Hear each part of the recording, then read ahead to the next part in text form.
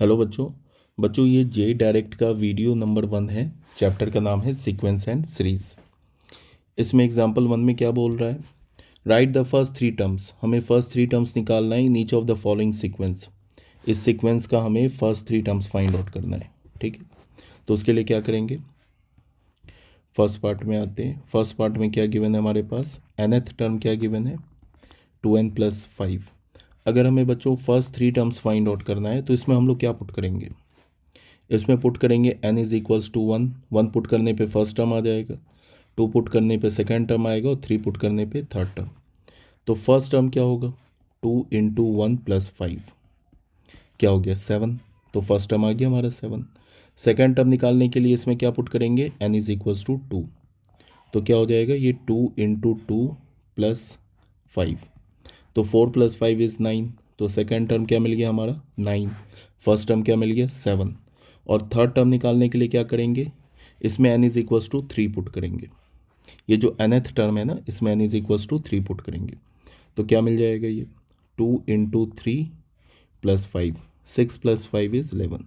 तो आ गया ये तीनों टर्म। ठीक है, सेकेंड पार्ट में क्या बोल रहा है, सेकेंड पार्ट में जो हमारा nth टर्म क्या गिवन है, nth टर्म गिवन है n-3/4। क्या बोल रहा है कि फाइंड द फर्स्ट 3 टर्म्स। तो 3 टर्म्स निकालने के लिए क्या करेंगे, फिर वही काम, इसमें हमने क्या करना है, n is equals to 1, 2 and 3, ये 3 पुट कर देना है। ठीक है, तो यहाँ पे a1 क्या होगा 1 - 3/4 -2/4 विच इज़ इक्वल्स टू -1/2। तो फर्स्ट टर्म आ गया हमारा -1/2। फिर सेकेंड टर्म निकालने के लिए n is equals to 2 put करो। तो क्या होगा 2 - 3/4 क्या होगा -1/4। थर्ड टर्म निकालने के लिए n is equals to 3 put करो। इसमें n is equals to 3 put करो nth टर्म में। तो क्या हो जाएगा 3 - 3/4। तो 0/4 इज 0। ये हो गया हमारा फर्स्ट एग्जाम्पल। सेकेंड एग्जाम्पल में आते हैं। सेकेंड एग्जाम्पल में क्या बोल रहा है, सेकेंड एग्जाम्पल में बोल रहा है what is the 20th term of the sequence defined by. हमारे पास क्या गिवन है, जो सीक्वेंस है उसका nth टर्म गिवन है और हमसे क्या पूछ रहा है 20th टर्म पूछ रहा है। तो क्या करेंगे, कुछ नहीं करेंगे, n is equals to 20 put कर दो। इसमें पुट कर दो n is equals to 20। n का वैल्यू 20 पुट करोगे तो हमें क्या मिल जाएगा 20th टर्म मिल जाएगा। तो a20 क्या हो जाएगा, यहाँ पे पुट करो 20 - 1 एंड 2 - 20 और ये क्या हो जाएगा 3 + 20। तो ये क्या हो गया हमारा 19 एंड -18 एंड 23। मल्टीप्लाई करोगे तो इसका आंसर आ जाएगा -7866। ये आंसर हो गया। ठीक है, अब आ जाओ एग्जाम्पल नंबर 3 में। एग्जाम्पल नंबर 3 में क्या गिवन है, लेट द सीक्वेंस। हमारे पास जो सीक्वेंस है वो ऐसे डिफाइन किया है। देखो सीक्वेंस को डिफाइन कैसे किया पहले से देखो। यहाँ पे क्या बोल रहा है कि जो फर्स्ट टर्म है उसको अलग से बोल दिया कि 1 के इक्वल है। जो सीक्वेंस का जो फर्स्ट टर्म है ना वो 1 के इक्वल है, पहले तो बोल दिया। उसके बाद क्या बोल रहा है कि जो nth टर्म है वो किसके इक्वल है, n - 1th term +2 for n is greater than equals to 2। ठीक है, सीक्वेंस में क्या बोल रहा है कि सीक्वेंस में हमारे पास फर्स्ट टर्म तो ऑलरेडी गिवन है। उसके बाद क्या बोल रहा है कि जो सीक्वेंस का जो nth टर्म होगा वो n - 1th टर्म, मतलब nth टर्म के पहले वाले टर्म में 2 ऐड कर दो। तो क्या मिल जाएगा nth टर्म, मतलब कि अगर तुम्हें फोर्थ टर्म निकालना है ना तो फोर्थ टर्म कैसे निकालोगे, फोर्थ टर्म से पहले वाला टर्म क्या होगा थर्ड टर्म, उसमें 2 ऐड कर दो तो तुम्हें क्या मिल जाएगा फोर्थ टर्म। ठीक है, ये बोल रहा है हमारा सीक्वेंस में। उसके बाद क्या बोल रहा है, find the first 5 term of the corresponding series. इस सीरीज के फर्स्ट 5 टर्म्स को हमें फाइंड आउट करना है। तो कोई बात नहीं है, फर्स्ट टर्म तो गिवन है। सेकेंड टर्म निकालने के लिए क्या करेंगे, ये जो हमारे पास nth टर्म का फॉर्मूला गिवन है इसमें हम n is equals to 2 put कर देंगे। और यहाँ बोल भी रहा है कि ये जो हमारा है किसके लिए एप्लीकेबल है, only for n is greater than equals to 2। n का वैल्यू हम 2 ले सकते हैं या 2 से बड़ा ले सकते हैं। तो n is equals to 2 put किया तो a2 हमें क्या मिलेगा, यहाँ पे भी 2 पुट करेंगे तो 2 - 2 प्लस का 2 माइनस 2 नहीं, 2 माइनस 1, यहाँ पे क्या हमारे पास 1 है ना, तो ये हो जाएगा 2 माइनस 1 प्लस का 2, तो ये क्या हो जाएगा A1 प्लस 2, और A1 क्या हमारे पास 1 है, तो 1 प्लस 2, 1 प्लस 2 इज़ 3, तो सेकेंड टर्म हमें क्या मिल गया, सीक्वेंस का 3 मिल गया। अब हमें थर्ड टर्म निकालना है, तो इसमें क्या करो, इसमें n is equals to 3 put कर दो यहाँ, तो क्या हो जाएगा A3 माइनस 1 प्लस 2, तो ये क्या हो जाएगा A2 प्लस 2, और A2 हमने अभी क्या निकाला है 3, ये निकाला है ना 3, तो 3 प्लस 2, तो हमारा क्या मिल गया 5, तो हमारा थर्ड टर्म भी मिल गया। फोर्थ टर्म निकालना है, तो क्या करो, इसी सीक्वेंस में n is equals to 4 put कर दो, तो क्या हो जाएगा एक 4 माइनस 1 प्लस 2, तो ये क्या हो जाएगा A3 प्लस 2, A3 क्या अभी हमने क्या निकाला A3 5, तो 5 plus 2, 5 plus 2 is equals to 7। अब अगर हमें फिफ्थ टर्म निकालना है, तो फिफ्थ टर्म निकालने के लिए इसमें क्या करो, n की जगह 5 पुट कर दो, तो क्या हो जाएगा 5 माइनस 1 प्लस 2, तो ये हो जाएगा A4 प्लस 2, और A4 हमने क्या निकाला है 7, तो यहाँ पे क्या हो जाएगा 7 प्लस 2, ये क्या आ जाएगा 9। ठीक है, तो हम क्या बोल सकते हैं, हम ऐसे बोल सकते हैं hence the first 5 term, hence the first 5 terms, first 5 terms of this sequence are 1 3 5 7 and 9। Question में बोल रहा है find first 5 term and corresponding series, और बोल रहा है कि पहले 5 टर्म निकालो और उसके क्रॉसपॉन्डिंग सीरीज भी निकालो। तो टर्म से सीरीज कैसे निकालेंगे, फर्स्ट 5 टर्म्स को ऐड कर दो तो सीरीज आ जाएगा। ठीक है, तो फर्स्ट 5 टर्म्स तो हमने निकाल लिया, एंड देयर क्रॉसपॉन्डिंग सीरीज, ये क्या हो जाएगा, एंड देयर क्रॉसपॉन्डिंग सीरीज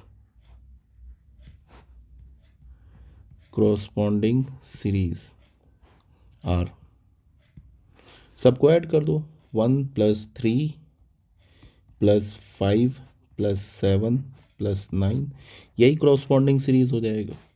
ठीक है, इसमें देख लो 2 का इंक्रीमेंट है, तो 9 के बाद क्या हो जाएगा 11, 11 के बाद क्या हो जाएगा 13 एंड सो ऑन।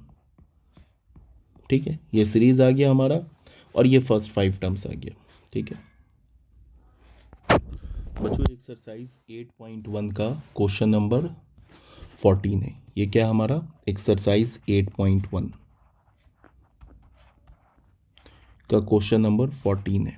ठीक है, इसमें क्या बोल रहा है, फिबोनाची सीक्वेंस हमारे पास गिवन है, बोल रहा था Fibonacci sequence is defined by, ऐसे करके इसने क्या किया है, फिबोनाची सीक्वेंस को डिफाइन किया है। फिर क्या बोल रहा है कि find an plus 1 upon an for n is equals to 1 2 3 4 and 5। तो सबसे पहले ये देखो फिबोनाची सीक्वेंस क्या होता है। फिबोनाची सीक्वेंस में क्या गिवन है कि इसमें बोल रहा है कि जो फर्स्ट टर्म है, यहाँ पे देखो फर्स्ट टर्म सेकेंड टर्म दोनों 1 के इक्वल है, a1 और a2 दोनों की वैल्यू किसके इक्वल है 1 के। उसके बाद एंड जो nth टर्म है वो क्या है an माइनस 1 प्लस का an minus 2 where n is greater than 2। First term और सेकेंड टर्म को तो बोल दिया 1 के इक्वल है। उसके बाद क्या बोल रहा है कि जो nth टर्म है वो n minus 1th term and n plus 2th term in दोनों का सम है।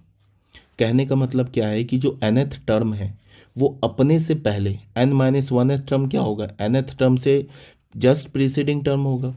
n माइनस 2th टर्म क्या होगा, nth टर्म से सेकेंड प्रीसीडिंग टर्म होगा। जैसे अगर हम टर्म लिखेंगे तो टर्म में पहले क्या आएगा an माइनस 2 आएगा, फिर उसके अगला टर्म क्या आएगा an माइनस 1 आएगा, उसके अगला टर्म क्या आएगा an टर्म आएगा।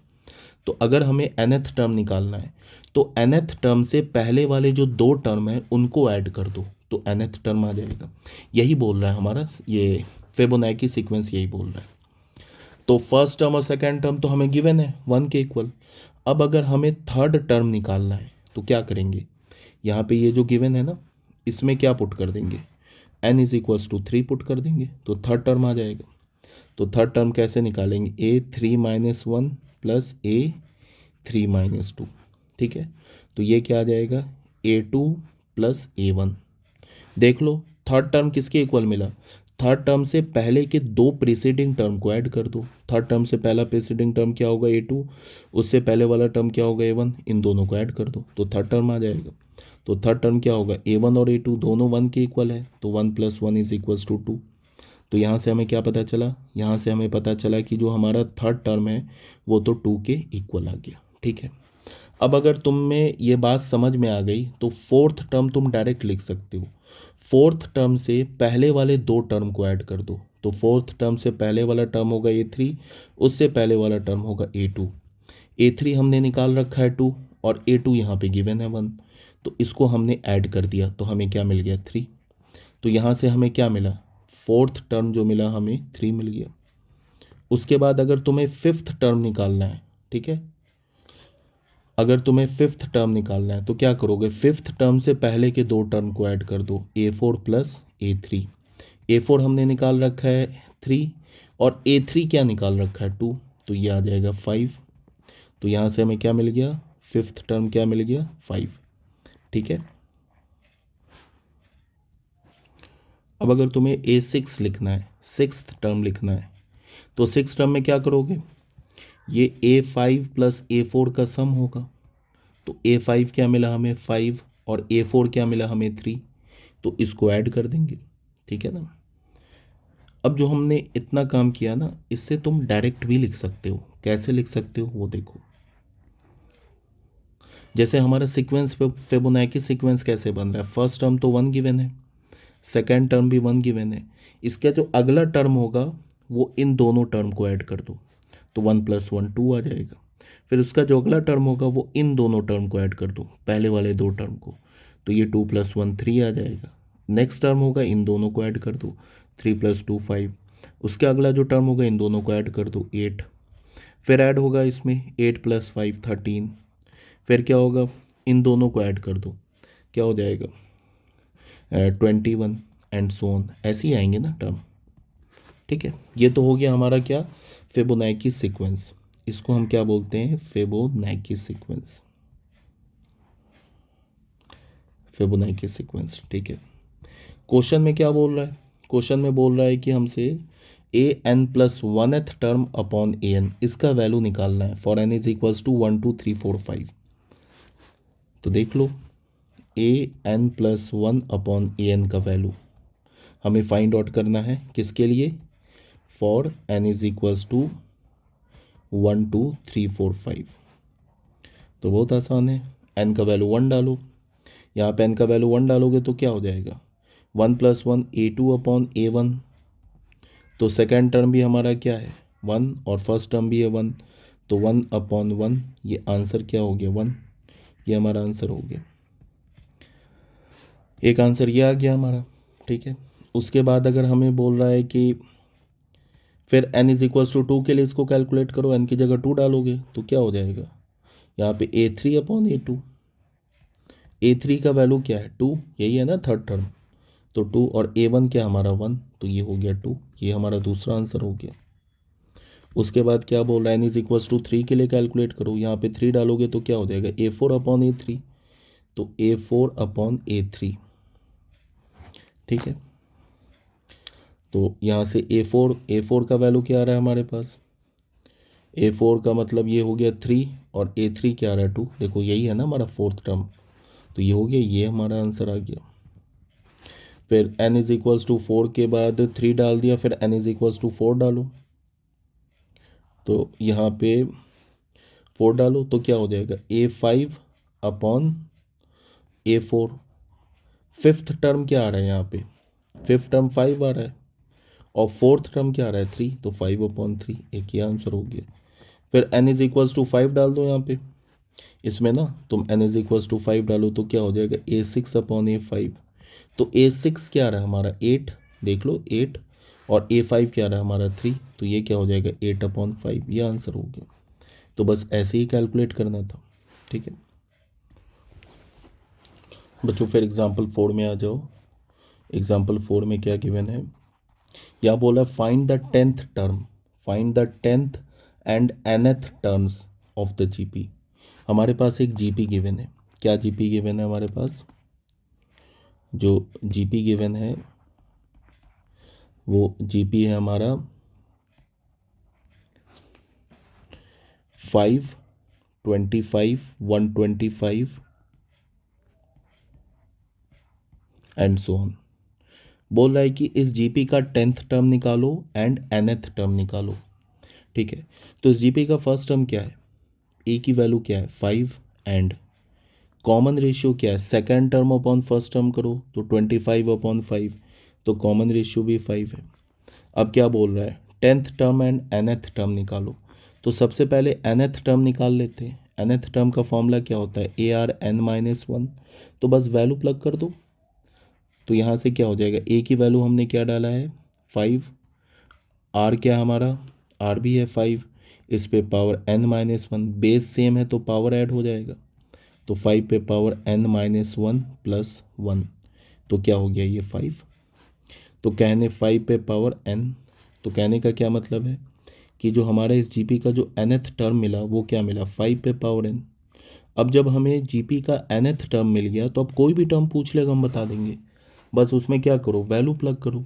बोल रहा है ना 10th टर्म निकालो, तो इसमें डाल दो। इसमें क्या करो? n का वैल्यू तुम क्या डाल दो? 10 डाल दो। nth टर्म क्या मिला हमें? 5 पे पावर n। इसमें n की जगह तुम क्या पुट करोगे? 10 पुट कर दो। तो 8 10 क्या हो जाएगा? 5 पे पावर 10। तो ये हमारा आंसर हो गया। ठीक है, एक तो आंसर ये हो गया और दूसरा आंसर ये हो गया। क्वेश्चन में पूछ रहा है कि nth टर्म बताओ और दूसरा 10th टर्म बताओ। तो ये हमने nth टर्म निकाल लिया, ये हमने क्या किया? 10th टर्म निकाल लिया। ठीक है, यहाँ तक तो क्लियर होगा, कोई प्रॉब्लम नहीं है।